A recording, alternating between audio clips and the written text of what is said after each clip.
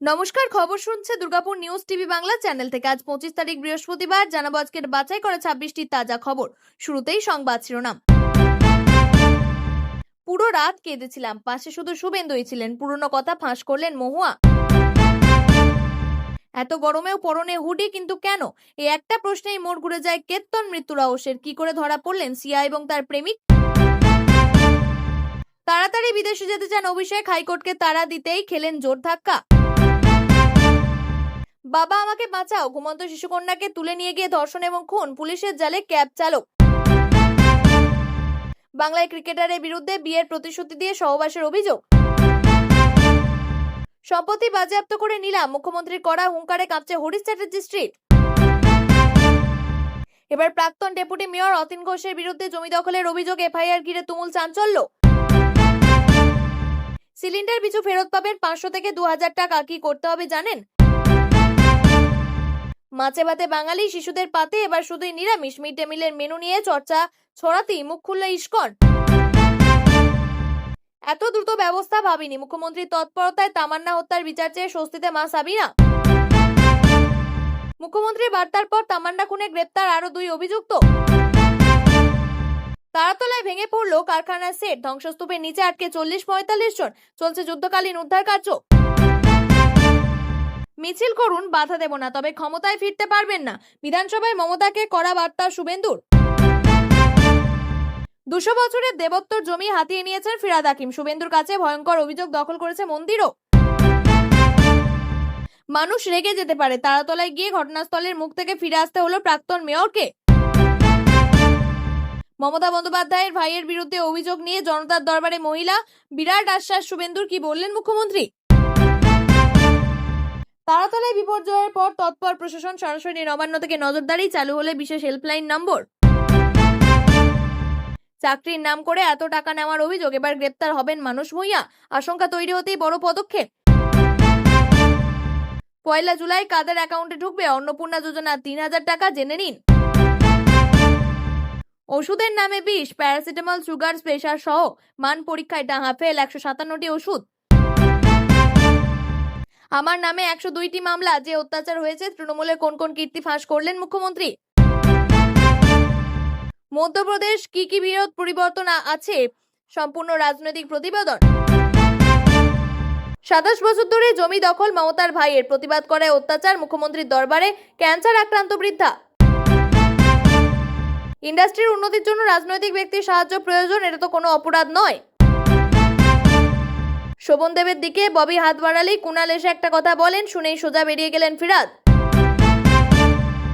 আপনাদের কাছে একটা অনুরোধ রইল, আমরা প্রতিদিন চেষ্টা করি আপনাদের জন্য সঠিক, সংক্ষিপ্ত এবং নিরপেক্ষ খবর পৌঁছে দিতে। আমাদের এই ছোট্ট চেষ্টাকে যদি আপনার ভালো লাগে, তাহলে দয়া করে একটা লাইক দিয়ে পাশে থাকার বার্তা দিন। আপনাদের একটা লাইকই আমাদের আগামী দিনের অনুপ্রেরণা। এবার এক এক করে দেখে নেব বিস্তারিত খবর। তামান্না হত্যা মামলার তদন্তের নতুন মোড়, মুখ্যমন্ত্রী শুভেন্দু অধিকারীর সঙ্গে সাক্ষাতের কয়েক ঘন্টার মধ্যেই পুলিশি অভিযানে গ্রেপ্তার করা হলো এই মামলায় আরো 2 অভিযুক্তকে। মঙ্গলবার রাতে মুর্শিদাবাদের একটি এলাকা থেকে তাদের পাকড়াও করে কালীগঞ্জ থানার পুলিশ। এই গ্রেপ্তারির ফলে মামলাটির ধৃতের সংখ্যা বেড়ে দাঁড়ালো 13। মুখ্যমন্ত্রীর সঙ্গে বৈঠকের পরেই তৎপরতা। নদিয়ার কালীগঞ্জের বাসিন্দা সাবিনা ইয়াসমিন দীর্ঘদিন ধরে তার মেয়ে তামান্নার মৃত্যুর বিচারের দাবিতে লড়াই চালিয়েছিলেন। মঙ্গলবার বিধানসভায় গিয়ে তিনি মুখ্যমন্ত্রী শুভেন্দু অধিকারীর সঙ্গে দেখা করে ঘটনার বিস্তারিত জানান এবং ঘটনার মধ্যেই পুলিশ পলাতক অভিযুক্তদের হদিশ পায়। তিনি কি বললেন? তামান্নার মা মুখ্যমন্ত্রীকে দ্রুত পদক্ষেপের আর্জি জানান। অপরাধীরা পালিয়ে নেই, তাদের আড়াল করা হচ্ছিল। তৃণমূলের নেতাদের মদত ছিল বলে এতদিন তারা ধরা পড়েনি। রাজনৈতিক জলগোলা। 2025 সালের কালীগঞ্জ বিধানসভা উপনির্বাচনের পর বিজয় মিছিল চলাকালীন বোমা হামলায় তামান্নার মৃত্যু হয়। এই ঘটনার পিছনে তৃণমূল ঘনিষ্ঠ দুষ্কৃতীদের হাত রয়েছে বলে অভিযোগ করছে পরিবারের তরফে। তদন্তের পরবর্তী ধাপ, ধৃত 2 অভিযুক্তকে বুধবার স্বাস্থ্য পরীক্ষার পর আদালতে তোলা হয় এবং হেফাজতে নেওয়ার আবেদন জানানো হয়েছে বলে খবর। রাজ্যের জনগণের অভাব অভিযোগ শুনতে চালু করা হয়েছে জনতার দরবার। প্রতিটি কর্মসূচিতে মানুষের অভিযোগ মন দিয়ে শুনছেন মুখ্যমন্ত্রী শুভেন্দু অধিকারী। বুধবার সল্টলেকে রাজ্য বিজেপির কার্যালয়ে জনতার দরবার বসেছিল। প্রতিবারেরও মতো আজও মানুষের কথা শুনলেন, প্রকৃত সমাধানের আশ্বাস দিলেন মুখ্যমন্ত্রী। এই কর্মসূচির সামনে এলো এক বিরাট অভিযোগ। প্রাক্তন মুখ্যমন্ত্রী মমতা ব্যানার্জির গড় ভবানীপুরের এক মহিলার বাড়ি এবং মন্দির কেড়ে নেওয়ার অভিযোগ উঠল কলকাতা পুরসভার প্রাক্তন মেয়র তথা কলকাতা বন্দরের তৃণমূল বিধায়ক ফিরহাদ হাকিমের বিরুদ্ধে। বুধবার জনতার দরবারে এসে অভিযোগ জানান আইনজীবী মোনালিসা দত্ত এবং আইনজীবী রূপা মাইতি। সংবাদ মাধ্যমকে তিনি জানান, ভবানীপুরে ৭৭ নম্বর ওয়ার্ডে আমাদের 22 কাঠা দেবাত্তর জমি রয়েছে, প্রায় 200 বছরের জমি। তার অভিযোগ, আগের সরকারের কাছে বারবার অভিযোগ জানিয়েও কোনো লাভ হয়নি। আগের মুখ্যমন্ত্রী তো নিজেও চিঠি নিতেন না। স্বরাষ্ট্র সচিব মুখ্যমন্ত্রীকে চিঠি দিয়ে কোনো লাভ হয়নি, পুলিশের কাছে অভিযোগ জানিয়ে কোনো লাভ হয়নি। আমার ওকালতি ডিগ্রির কাগজ দেখে তা নকল বলে দাগিয়ে দেওয়া হয়েছিল। মোনালিসার আরও অভিযোগ, তৃণমূল নেতা সাহেব আলম, নাটা পাপ্পু, ইকবালপুর থানার ওসি সাজিদ মল্লিক, ওয়াটগঞ্জ থানার ওসি আমান উল্লাহর সঙ্গে জড়িত। মোনালিসা জানিয়েছেন, ভবানীপুর বিধানসভার ৭৭ নম্বর ওয়ার্ডের ইকবালপুর থানার অন্তর্গত 41 নম্বর ডেন্ট মিশন রোড, 47 নম্বর রোড, ডেন্ট মিশন রোডে প্রায় 200 বছরের মন্দিরের সঙ্গে বাড়ি ছিল। সব দখল করে নেওয়া হয়েছে। আমায় হোটেলে দিন কাটাতে হচ্ছে। কলকাতার তারাতলার ব্রেশ ব্রিজের নির্মাণ গোডাউনের ছাদ ধসে পড়ার ভয়াবহ বিপর্যয় নিয়ে এই মুহূর্তে তোলপাড় গোটা রাজ্য। সেনা এবং বিপর্যয় মোকাবিলা বাহিনীর যৌথ উদ্যোগে ধ্বংসস্তূপ থেকে একের পর এক রক্তাক্ত শ্রমিককে উদ্ধার করে কাজ যুদ্ধকালীন তৎপরতায় চলছে। ঠিক তখনই এই দুর্ঘটনাস্থলকে কেন্দ্র করে এক নজিরবিহীন রাজনৈতিক নাটকীয়তার সৃষ্টি হলো। বুধবার দুপুরে এই মর্মান্তিক দুর্ঘটনার খবর পেয়ে পরিস্থিতি খতিয়ে দেখতে এবং উদ্ধার কাজে তদারকি করতে নবান্ন থেকে রওনা দিয়েছিলেন রাজ্যের দুই নতুন মন্ত্রী অগ্নিমিত্রা পাল এবং ইন্দ্রনীল খাঁ। অন্যদিকে এই ঘটনার খবর পেয়ে দুর্ঘটনাস্থলে রওনা দিয়েছিলেন কলকাতা পুরসভার প্রাক্তন মেয়র তথা কলকাতা বন্দর বিধানসভা কেন্দ্রের বিধায়ক ফিরহাদ হাকিম। কিন্তু ঘটনাস্থলে মাত্র কয়েক মিনিট দূরত্বে পৌঁছালেও শেষ পর্যন্ত সেখানে গিয়ে পা রাখতে পারলেন না প্রাক্তন মহানাগরিক। মাঝরাতে পুলিশের বাধার মুখে পড়ে কার্যত বাধ্য হয়ে তাকে ফিরে আসতে হয়। রাজ্যের রাজনৈতিক পট পরিবর্তন হওয়ার পর থেকে প্রাক্তন শাসক দল তৃণমূল কংগ্রেসের ছোট থেকে বড় সমস্ত স্তরের নেতাদের সামাজিক এবং রাজনৈতিক অবস্থান যে কতটা কঠিন হয়ে পড়ছে তা আজ সর্বজনবিদিত। একদিকে আর্থিক দুর্নীতি, জালিয়াতির মামলা, পুলিশের এফআইআর, গ্রেপ্তারি চলছে। অন্যদিকে আমজনতার ক্ষোভ এতটাই চরমে যে রাস্তায় তৃণমূলের নেতাদের লক্ষ্য করে ক্ষুব্ধ সাধারণ মানুষের ডিম ছোড়ার ঘটনাও রোজকার চিত্র হয়ে দাঁড়িয়েছে। এলপিজি গ্রাহকদের জন্য বড় খবর, কেন্দ্রীয় সরকার এবার চাইছে টাকা রিফান্ড। এলপিজি সিলিন্ডারের সারেন্ডার অর্থাৎ এলপিজি সিলিন্ডার কানেকশন ছেড়ে দেওয়ার ক্ষেত্রে এই টাকা ফেরত পাওয়া যাবে। কি বলছেন সরকার, জানুন। ভারতের অধিকাংশ মানুষ এলপিজি কানেকশন ব্যবহার করেন। অধিকাংশের কাছেই রয়েছে ডাবল কানেকশন, অর্থাৎ তাদের কাছে দুটি করে সিলিন্ডার থাকে। যখন কেউ তাদের কাছে কানেকশন নেন তখন সিলিন্ডার রেটগুলো কেনার জন্য সরকার সিকিউরিটি ডিপোজিট বাবদ টাকা নেয়। গ্রাহকরা যখন এক শহর থেকে অন্য শহরে যান বা অন্য কোনো কারণে এলপিজি কানেকশন ছেড়ে দেন তখন এই ডিপোজিট ফেরত নেন না। তেল বিপণন সংস্থা সূত্রে জানা গিয়েছে, ছোট সিলিন্ডার ফেরত দিলে সিলিন্ডার পিছু 500 টাকা করে ফেরত পাওয়া যাবে। যদি কোনো গ্রাহক রেগুলেটর ফেরত পান তাহলে তার সাসপেন্ড সিকিউরিটি ডিপোজিটের একটা অংশ পাওয়া যেতে পারে। ভবানীপুর 8B হরিচার্য স্ট্রিটের বাসিন্দা রঞ্জনা হাজরা জনতার দরবারে হাজির হয়ে তার পৈতৃক সম্পত্তি দখলের অভিযোগ জানালেন। বিচার চেয়ে তিনি মুখ্যমন্ত্রীর দরবারে পৌঁছান। অভিযোগকারী আরও দাবি করেছেন, এই ঘটনার জেরে তাদের ব্যবসাও বন্ধ হয়ে যায়। দীর্ঘদিন ধরে বিভিন্ন সমস্যার মুখোমুখি হওয়ার পর অবশেষে বিচারের আশায় জনতার দরবারে হাজির হয়েছেন তিনি। প্রসঙ্গত, একেবারে চলতি মাসের শুরুতে বিস্ফোরক মন্তব্য করেন মমতা বন্দ্যোপাধ্যায় এর ভাই বাবুন।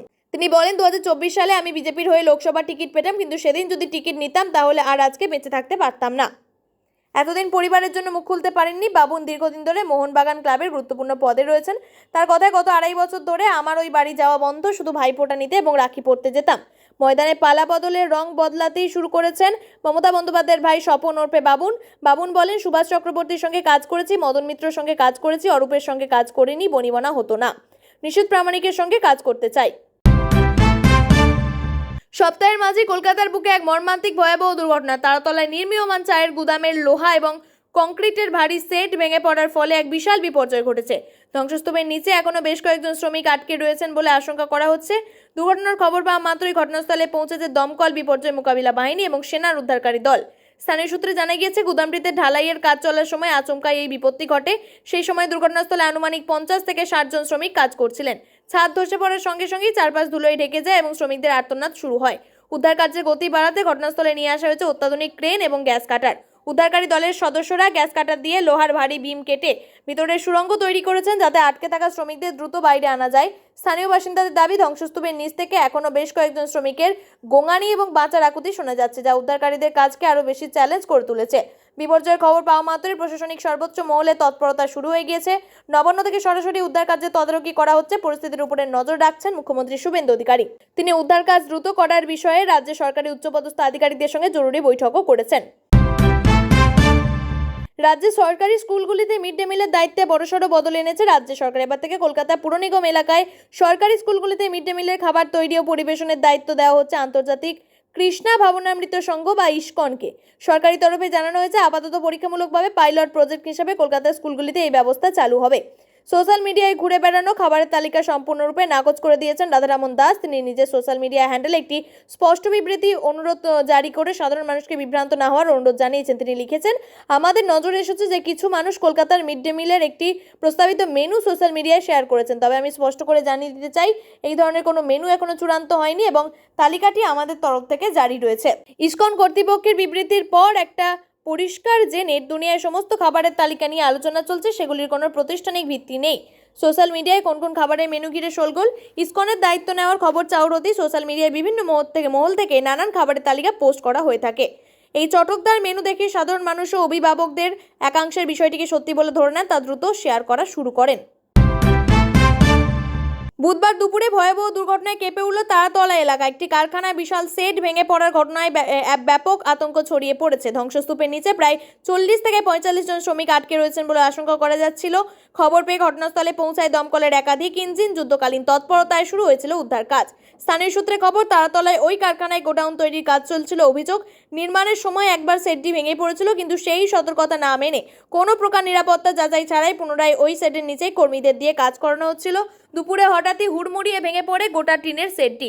লোহার ভারী বিম এবং টিনের নিচে চাপা পড়ে যান বহু শ্রমিক। মুহূর্তের মধ্যে এলাকাটি ধ্বংসস্তূপের চেহারা নেয়। উদ্ধার এবং আহতদের পরিস্থিতি। ঘটনায় আকস্মিকতায় দিশাহারা হয়ে পড়েন এলাকাবাসী। দমকল কর্মীদের পাশাপাশি স্থানীয়রা উদ্ধারে হাত লাগান। বেশ কয়েকজনকে গুরুতর আহত অবস্থায় উদ্ধার করে দ্রুত নিকটবর্তী হাসপাতালে পাঠানো হয়েছে। আহতদের মধ্যে অনেকেরই হাত থেঁতলে যাওয়ার মতো গুরুতর জখম রয়েছে, আবার অনেকের মাথায় মারাত্মক চোট লেগেছে। হাসপাতালে চিকিৎসকরা জানিয়েছেন, উদ্ধার হওয়া বেশ কয়েকজনের অবস্থা আশঙ্কাজনক। মৃতের সংখ্যা বাড়তে পারে বলে আশঙ্কা করা যাচ্ছে। প্রশাসনের ব্যর্থতা নিয়ে প্রশ্ন। এই ঘটনার পরই নির্মাণ কার্য এবং কলকারখানার নিরাপত্তা বিধি নিয়ে বড়সড় প্রশ্ন উঠতে শুরু করেছে। স্থানীয়দের অভিযোগ, একবার দুর্ঘটনাগ্রস্তর পরে কেন প্রশাসন কারখানার মালিকপক্ষ কঠোর পদক্ষেপ নেয়নি? কেন? নিরাপত্তা ব্যবস্থাকে শিখিয়ে তুলে কেন বিপজ্জনক অবস্থায় কাজ করানো হচ্ছিল, তা নিয়ে তীব্র ক্ষোভ দানা বেঁধেছে এলাকায়।